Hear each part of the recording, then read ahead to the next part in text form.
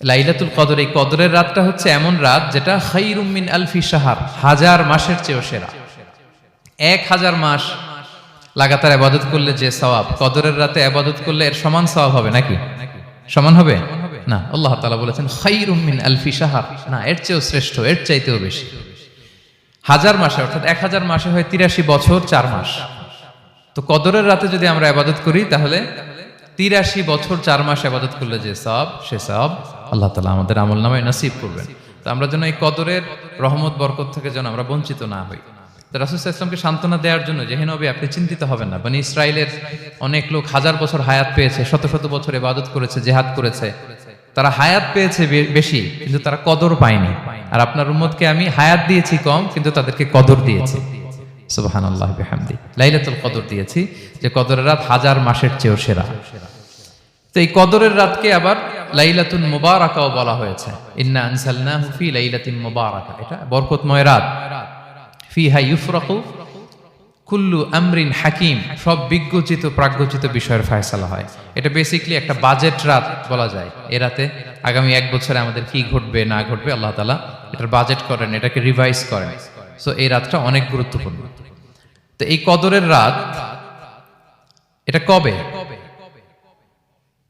এটা স্পেসিফিক ছিল, মানে সুনির্দিষ্ট ছিল। রাসূল সাল্লাল্লাহু আলাইহি ওয়াসাল্লাম আমাদেরকে জানাতে চেয়েছিলেন কবে, কিন্তু রাসূল সাল্লাল্লাহু আলাইহি ওয়াসাল্লাম জানাতে পারেননি। সহিহ বুখারীতে এসেছে যে রাসূল সাল্লাল্লাহু আলাইহি ওয়াসাল্লাম খারাজান নবী সাল্লাল্লাহু আলাইহি ওয়াসাল্লাম লিয়ুখবিরানা বিলাইলাতিল কদর। উবাদা ইবনে সামিত রাদিয়াল্লাহু তাআলা আনহু বলেন, রাসূল সাল্লাল্লাহু আলাইহি ওয়াসাল্লাম আমাদেরকে জানাতে বের হয়েছিলেন যে কবে কদরের রাতটা। ফাতালাহা রাজুলান মিনাল মুসলিমিন, হঠাৎ মুসলমানদের মধ্য থেকে দুইজন ঝগড়া লাগলো, তর্ক লাগলো আর কি। রাসূল সাল্লাল্লাহু আলাইহি ওয়াসাল্লাম হঠাৎ করে ওই ঝগড়ার দিকে খেয়াল করলেন, ওই দিকে খেয়াল করে ওই তারিখটার কথা তিনি ভুলে গেলেন। ফারুফিআত, রাসূল সাল্লাল্লাহু আলাইহি ওয়াসাল্লাম বললেন আমার হৃদয় থেকে, অন্তঃকরণ থেকে এটাকে উঠিয়ে নেওয়া হবে।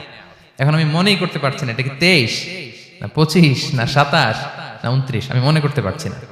এজন্য রাসূল সাল্লাল্লাহু আলাইহি ওয়াসাল্লাম বলেছেন যে তবে আমি এতটুকু মনে করতে পারছি, ফালতামিসুহা ফিল আশরিল আওয়াখিরি ফিল বিত্রি, রমাদানের শেষ দশকের বেজর রাত্রিগুলোতে তোমরা কদর তালাশ করো।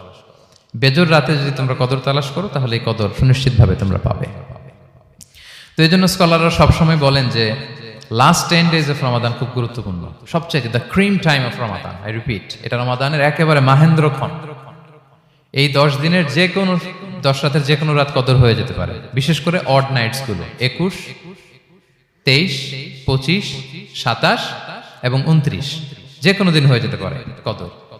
সো বুদ্ধিমানের কাজ হচ্ছে আমরা যেন রমাদানের শেষ 10 রাতে লাগাতার একইভাবে একই স্পিডে আমরা যেন ইবাদত করি। কোন রাতে বেশি করলাম, হয়তো 27-এর রাতে আমি খুব ভাব গাম্ভীর্য নিয়ে, খুব আবেগ নিয়ে ইবাদত করলাম, কিন্তু হয়ে যেতে পারে যে এবছর কদর ছিল 25-এর রাত, হতে পারে না? পারে। তো আমরা তো মিস করে ফেললাম। তো আমরা যেন মিস না করি। বুদ্ধিমানের কাজ হবে সমান তালে ইবাদত করা। এবং এটা এত গুরুত্বপূর্ণ, রাসূল সাল্লাল্লাহু আলাইহি ওয়াসাল্লাম এত এমফাসাইজ করে কোন রাতের কথা বলেনি। আরবি মাস অনুযায়ী 354টা রাতের মধ্যে সবচাইতে শ্রেষ্ঠ রাত, সবচাইতে শ্রেষ্ঠ রাত সূর্য ডোবার পর থেকে হাত্তা মাতলাইল ফাজর, ফজরের সূচনা লগ্ন পর্যন্ত শান্তিময় এ রাত, বরকতের এ রাত। রাসূল সাল্লাল্লাহু আলাইহি ওয়াসাল্লাম বলেছেন মান হুরিমা খায়রাহা ফাকাদ হুরিম, যে কদরের বরকত থেকে, খায়ের থেকে বঞ্চিত হলো সে আসলেই বঞ্চিত। হি ইজ দ্য লুজার, সে হতভাগা, সে পোড়া কপাল, সে বঞ্চিত। মান হুরিমা খায়রাহা ফাকাদ হুরিম, যে কদর পেল না সে হতভাগা।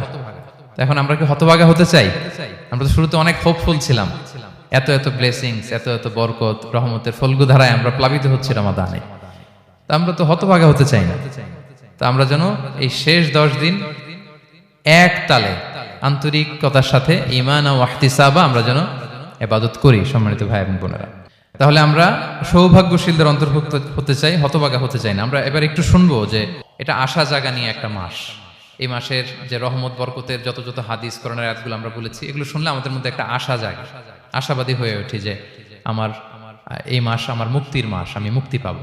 কিন্তু at the same time it's a month of warning, এটা আবার সতর্কতারও মাস। রাসূল সাল্লাল্লাহু আলাইহি ওয়াসাল্লাম বলেছেন রোজা রেখে যে মিথ্যা ছাড়লো না, পাপ ছাড়লো না, তার ধ্বংস। আবার 3 বার তিনি আমিন বলেছেন।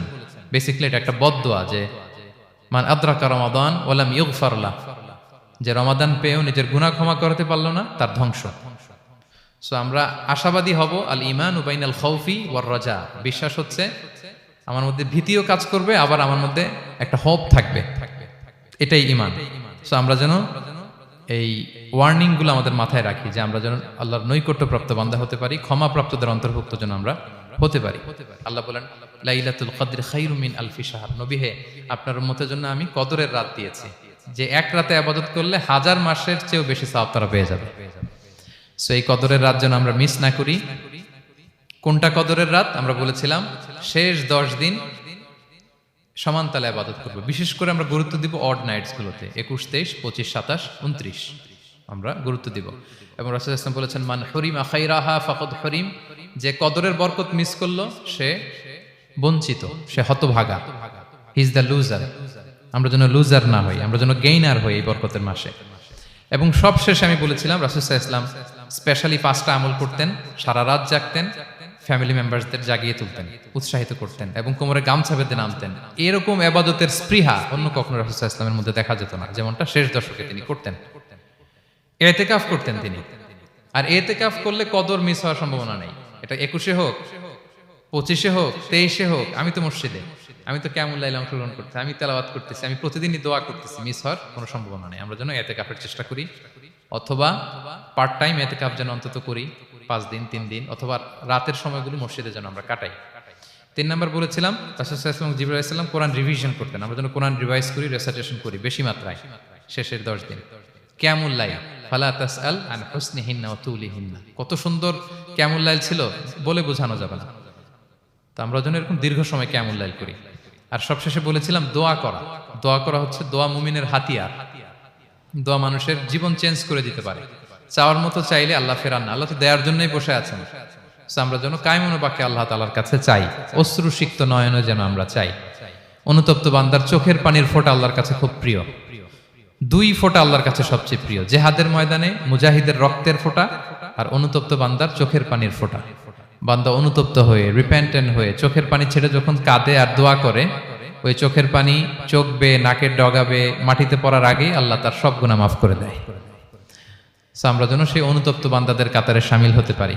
রাসূল সাল্লাল্লাহু আলাইহি ওয়াসাল্লাম যেভাবে কিয়ামুল লাইল করতে আমাদেরকে উৎসাহিত করেছেন, আমরা যেন সেভাবে কিয়ামুল লাইল করতে পারি। আমাদের প্রতিটি কাজের মধ্য দিয়ে লাআল্লাকুম তাত্তাকুনের যে অ্যাচিভমেন্ট, সেটা যেন আমাদের হাসিল হয়। এবং এই রমাদানকে যেন আমরা আমাদের জীবনের সর্বশেষ রমাদান মনে করি। আমাদের চিফ ইমাম অফ সেন্ট্রাল মস্ক ইমাম রমাদান সুবকি নামাজের আগে একটা সুন্দর কথা বলেন যে perform this Salah as if this is your last and final prayer.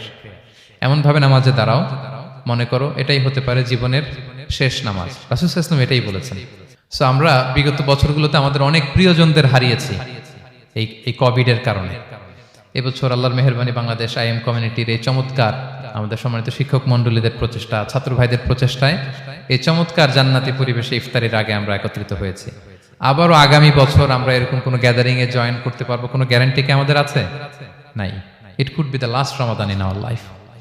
So আমরা যেন এটা সবসময় মাথায় রাখি যে হতে পারে আমার this is our last chance, এটাই লাস্ট চান্স। এবং এই অপরচুনিটিগুলো যেন আমরা কাজে লাগাই এবং আল্লাহ তাআলার প্রিয় বান্দাদের অন্তর্ভুক্ত হই। আল্লাহ তাআলা আমাদের সবাইকে এই কথাগুলো বোঝার ও আমল করার তৌফিক দান করুক। হাদা মা ইনদি ওয়াল ইলমু ইনদাল্লাহ আলাইহি তাওয়াক্কালতু ওয়া ইলাইহি উনীব।